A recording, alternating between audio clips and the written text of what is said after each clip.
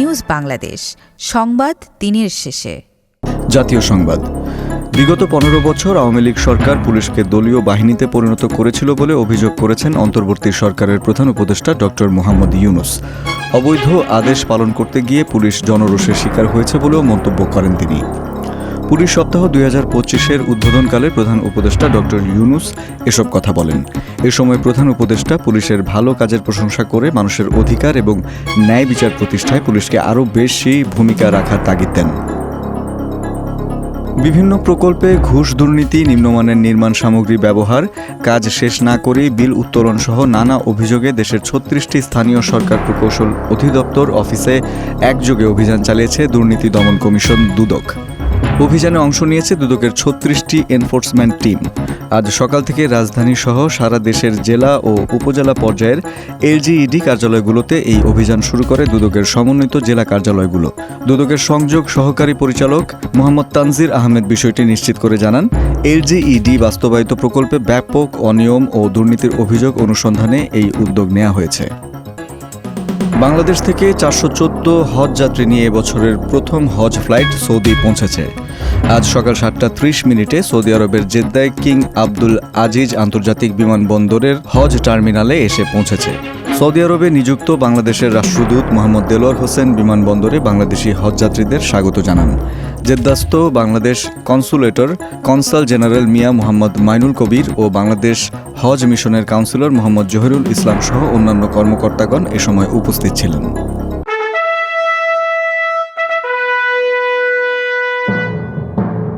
রাজনীতির সংবাদ। জাতীয় ঐক্যমত্য কমিশনের সহ-সভাপতি ড. আলী রিয়াজ জানিয়েছেন, গণতান্ত্রিক সমাজে ভিন্নমত থাকলেও সবার লক্ষ্য এক। সবার ঐক্যের উপর নির্ভর করবে এই প্রক্রিয়ার সাফল্য। আজ সকালে জাতীয় সংসদ ভবনের এলডি হলে জাতীয় ঐক্যমত্য কমিশনের সাথে বৈঠকে বসে বিপ্লবী ওয়ার্কার্স পার্টি সূচনা বক্তব্যে এই কথা বলেন আলী রিয়াজ। আলী রিয়াজ বলেন, জাতীয় সনদ শুধু সরকারের আকাঙ্ক্ষার বিষয় নয়, সবাই একত্রে বসে পথ খোঁজার চেষ্টা চলছে। গণতান্ত্রিক সংগ্রামকে প্রাতিষ্ঠানিক রূপ দেয়াই প্রধান লক্ষ্য।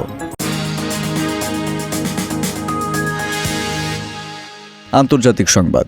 কাশ্মীরের পেহেলগামে হামলার জেরে ভারত পাকিস্তান উত্তেজনা নিয়ে বার্তা দিয়েছেন তুরস্কের প্রেসিডেন্ট রিসেপ তাইয়েব এরদোয়ান। তিনি দুই দেশের মধ্যকার উত্তপ্ত পরিস্থিতি প্রশমনে দ্রুত পদক্ষেপ গ্রহণের আহ্বান জানিয়েছেন।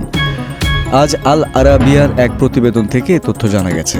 সতর্ক বার্তায় এরদোয়ান বলেন, যদি এখনই শান্তি প্রতিষ্ঠার উদ্যোগ না নেওয়া হয় তাহলে এই পরিস্থিতি আরও ভয়াবহ সংকটে রূপ নিতে পারে। তিনি উত্তেজনা প্রশমনে দ্রুত পদক্ষেপ গ্রহণের আহ্বান জানান। তথ্য প্রযুক্তির সংবাদ।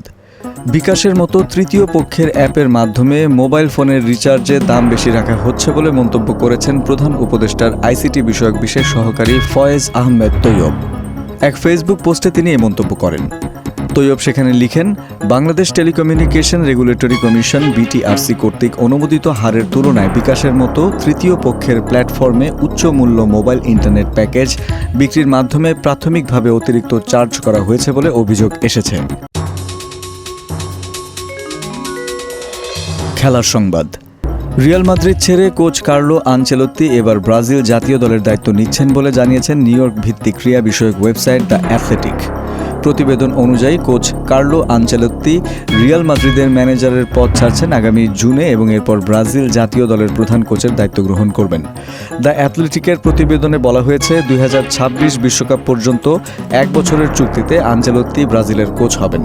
যদিও ৬৫ বছর বয়সে আনচেলত্তি ডিসেম্বর ২০২৩-এ রিয়াল মাদ্রিদের সাথে তার চুক্তি ২০২৬ সাল পর্যন্ত নবায়ন করেছিলেন। তবুও অনানুষ্ঠানিক সূত্র থেকে দ্য অ্যাথলেটিক জানতে পেরেছে, তিনি ইতোমধ্যেই ড্রেসিং রুমে খেলোয়াড়দের জানিয়ে দিয়েছেন যে তিনি ক্লাব ছাড়ার সিদ্ধান্ত নিয়েছেন।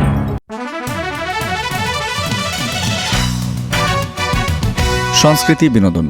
নির্মাতা তাহসিন মাহিন পরিচালিত প্রামাণ্যচিত্র ইন ব্লিসফুল হেল এবার দেশের গণ্ডি ছাড়িয়ে পৌঁছে গেছে আন্তর্জাতিক অঙ্গনে।